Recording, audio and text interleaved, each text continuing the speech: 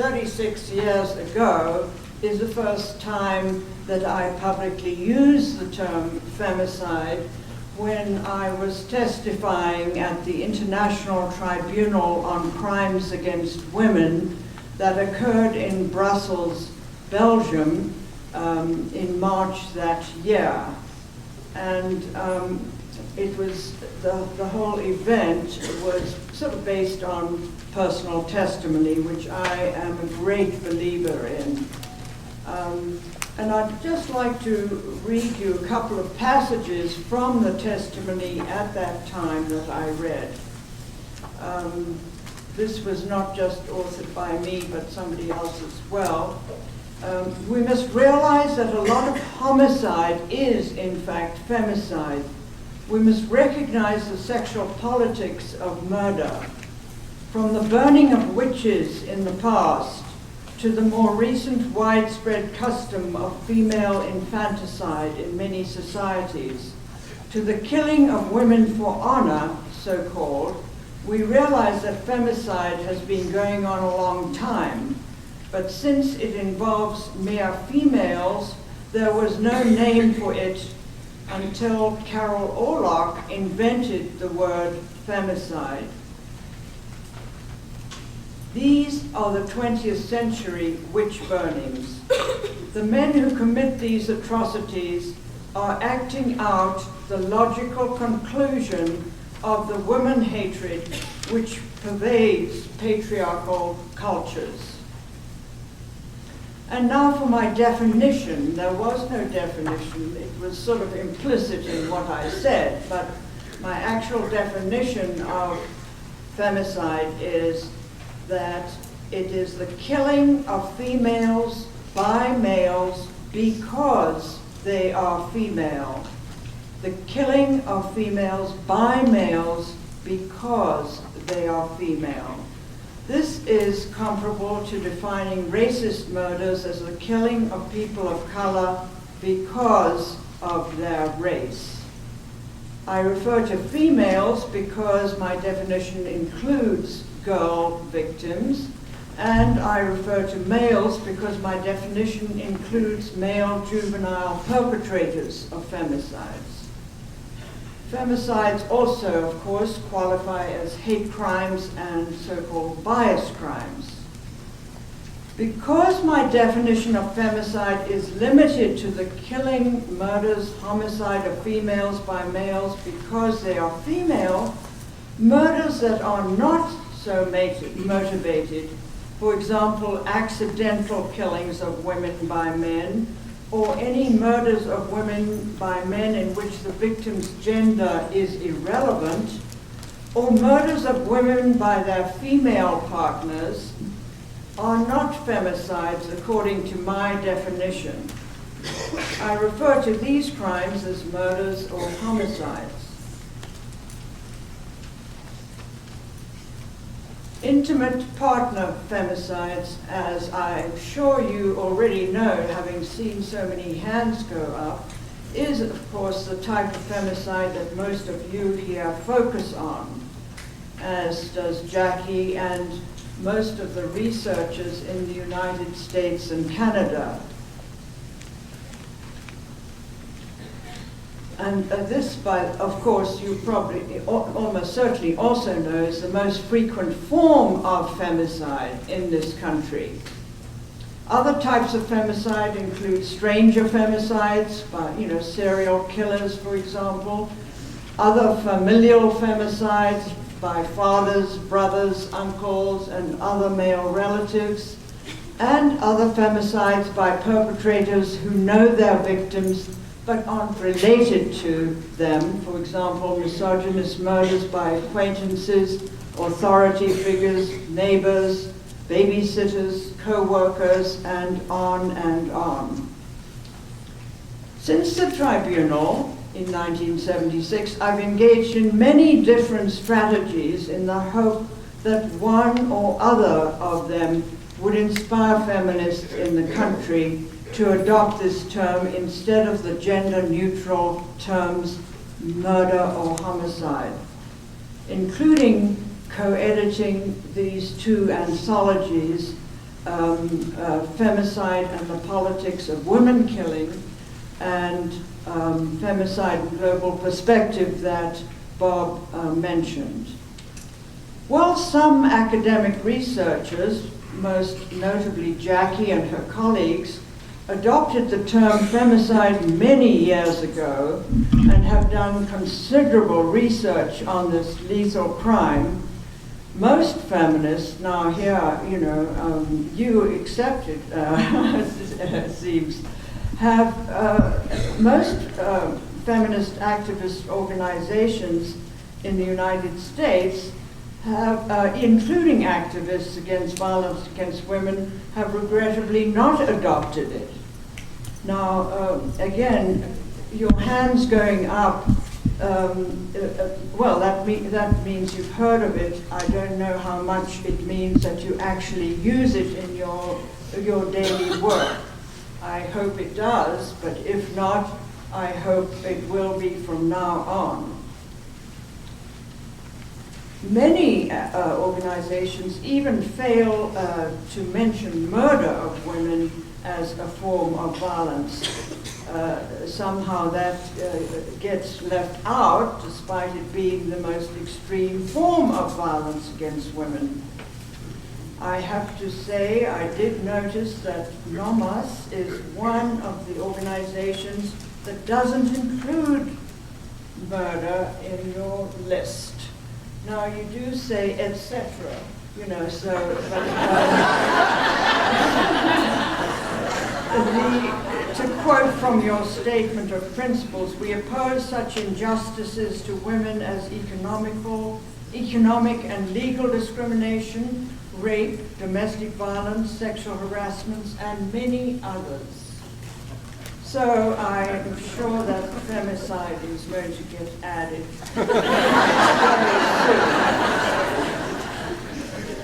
soon. Since the National Coalition Against Domestic Violence is the largest organization dedicated to combating violence against women in this country, I decided that addressing you on this vital, important subterm would be the most effective way that I could think of to try to disseminate this term to other activist feminist organizations, which is why I've been so eager to talk to you today. Now, this is the $100 question, or should I say $1,000 or $1 million question. Why do I consider it so important that all of you who work on domestic violence adopt the term intimate partner femicide? Firstly, the naming or renaming of different forms of women's oppression can play a critical role in mobilizing feminists to try to combat and prevent these problems. Before the term sexual harassment was invented by Catherine McKinnon to name the exploitative advances towards women made by millions of men in the workplace, this problem with no name was ignored by almost everyone, including feminists. Secondly, just as the law recognizes that racist murders of African Americans, Latinos, Asian Americans, Native Americans, and other people of color are more serious than those that are not racist, and just as the perpetrators consequently receive longer sentences, or at least that's the intention of the law, how often it happens is something else, so you need to demand that femicides, including intimate partner femicides, must be treated as more serious than non-femicidal murders of women, and that the perpetrators of these crimes must similarly receive significantly longer prison terms than perpetrators of homicides against women.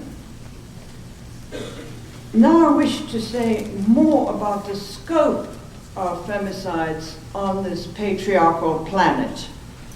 Femicides are on the extreme end of a continuum of the sexist terrorization of women and girls, including rape, torture, mutilation, sexual slavery, incestuous and extrafamilial child sexual abuse, physical and emotional battery, and serious cases of sexual harassment. Whenever these forms of terrorism result in deaths, they become femicides. And it's vital that we all realize that mass femicides have escalated to such a degree in India that Indian feminist scholar and activist Rita Banerjee describes what is going on there as female gendercide. In order to bring attention to this shocking reality, Rita founded the 50 Million Missing campaign in India. Just think about this large number if you can. 6 million Jews were exterminated in Nazi Germany. 20 million females have been wiped out in India. That is the situation today, and it's only going to get worse. But how many people even know about the massive scale of these femicides? This shocking fact is virtually invisible even to feminists. This highlights how urgent the following tasks are: to open our minds to the reality of these lethal hate crimes against women in whatever settings they occur, and to militantly demand that this undeclared war against us is stopped.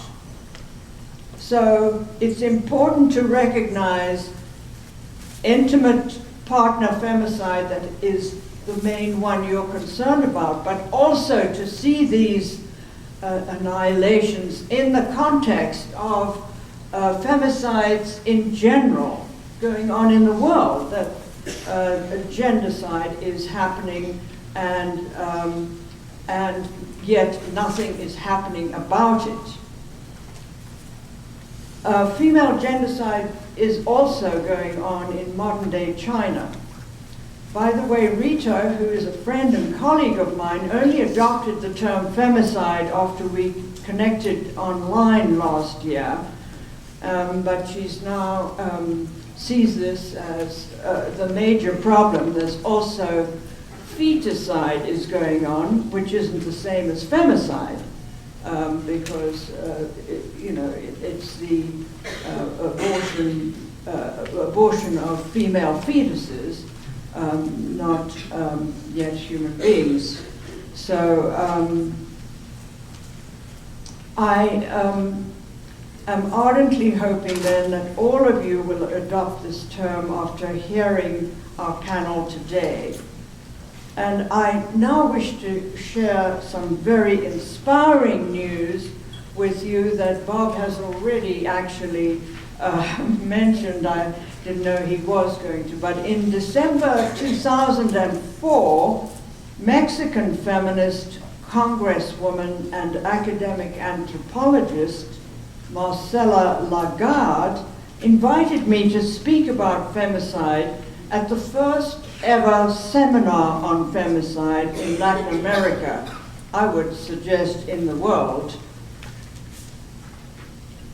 She told all of us there that her reading of my co-edited book, Femicide, The Politics of Woman Killing, had revolutionized her thinking about this horrifying escalation in vicious rape, torture, and mutilation and femicides that were being perpetrated in that city. The impact of this book was due to its politicizing Lagarde's understanding of these barbaric misogynist murders.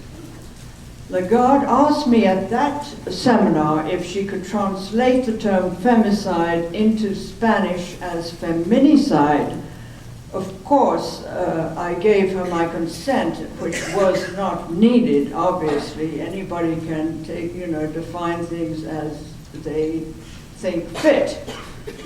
However, I was delighted.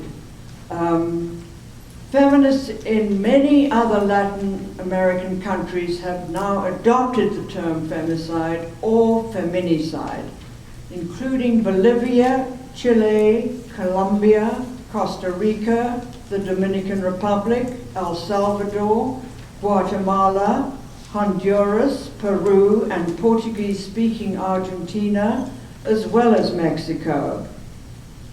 Now I want to ask you a question to think about, and perhaps to answer at the end of this session.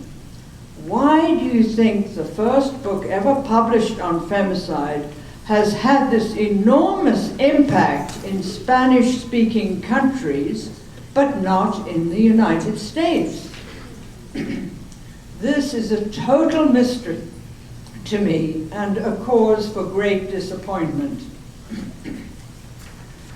I want to emphasize that adopting the term femicide is not just a simple substitution of one word for another, of femicide for homicide, just like, or spousal rape or marital rape. When the term femicide was adopted by feminists in Latin American countries, it resulted in their founding activist anti-femicide organizations, sometimes several in one country. A few of these organizations have even succeeded in pressing their governments to pass laws against femicide. For example, in 2008, members of the Guatemalan Congress approved a law against femicide and other forms of violence against women. The law is referred to simply as the anti-femicide law. Can you imagine such a law in this country? The law defined femicide as the, quote, violent death of a woman by virtue of her gender as it occurs in the context of the unequal gender relations between men and women. I think that's a very interesting and an excellent definition myself. The law included the following sentences for different types of violence against women. Femicide, a 25 to 50-year prison term. Physical and sexual violence, a 5 to 12-year prison term. Psychological abuse, a 5 to 8-year prison term. Now I want to share with you two highly bizarre facts. In an article by William Fisher titled House, meaning the US Congress, House Tackles Femicide in Latin America, he states, in an effort by a large bipartisan group of representatives to try to end a deadly phenomenon known as femicide in Guatemala and elsewhere in Central and South America, U.S. Democrat Congresswoman Hilda Solis said, and 85 co-sponsors introduced a resolution urging the U.S. government to bring pressure on Guatemala to address the unsolved murders of more than 2,000 women and girls in Guatemala since 2001. This resolution was unanimously approved by the House Committee on Foreign Affairs. What's so bizarre about this is that Congress is in total denial that femicides are also very prevalent in the United States.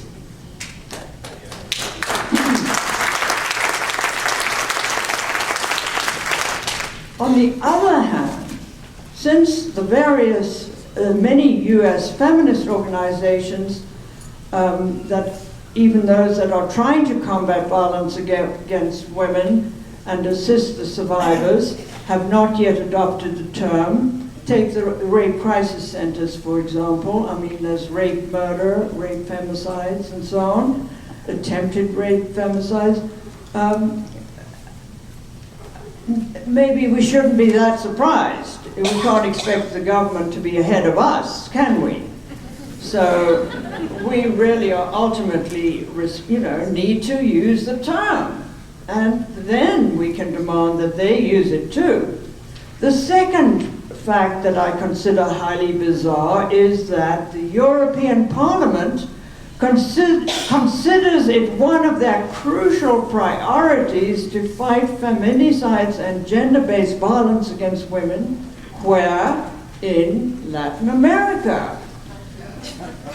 At their fourth conference on feminicide in March 2011, they pledged to treat individual cases of feminicide in these countries as cases of exceptional gravity, and vouched to support Latin American countries in their efforts to highlight, investigate, prosecute, and punish the perpetrators of feminicides, as well as providing reparations to the victims of these lethal crimes. I call this bizarre because I don't understand why the European Parliament is engaged in fighting femicides on another continent, as if thousands of femicides aren't taking place in the many countries in the European Union. In conclusion, I came to speak to you today because of my fervent wish that after this conference, NCADV will adopt the term femicide and intimate partner femicide in your policies. When I read your vision statement, in which you state that NCADV strives to make issues relating to battered women and children one of the top 10 political and legislative issues in the US, I wish that you would refer specifically to issues relating to battered women and children, including femicide. Why omit your trump card when trying to convince patriarchal institutions about how serious the problem of domestic violence is and how urgently reforms are required? I'd also like to see stalking included in your vision statement. Issues relating to battered women and children, including stalking and femicide.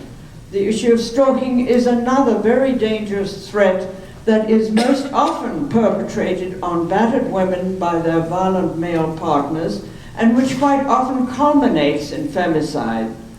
In addition, I suggest that the NCADV consider setting up a task force to consider how to most effectively ensure that all your members adopt the terms femicide and intimate partner femicide as soon as possible. I will end by sharing with you my view that the survivors of wife abuse who have been severely battered, raped, stalked, been victimized by attempted femicide, who kill their male partners, are my heroines. Like many heroines, they have to pay a heavy price for their actions. But as long as the lives of these women are at serious risk of femicide because of the often scandalous failure of the police and patriarchal laws to protect them effectively, I applaud them for protecting themselves by any means necessary.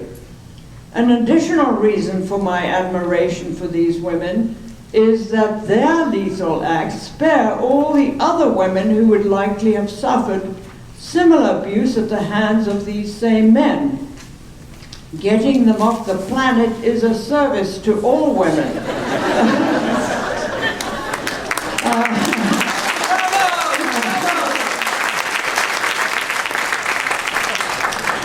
Of course, I also favor the members of the National Coalition's demand that women who are incarcerated for killing their abusive male partners are recognized as victims acting in self-defense who must be released from prison. I also want to say,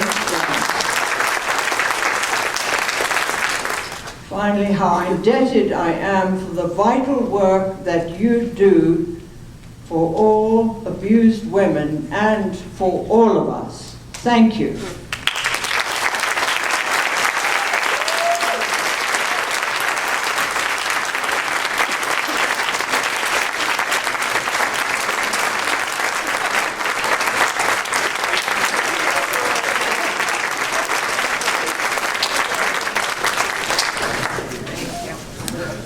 You have a way with a word, Dr. Russell.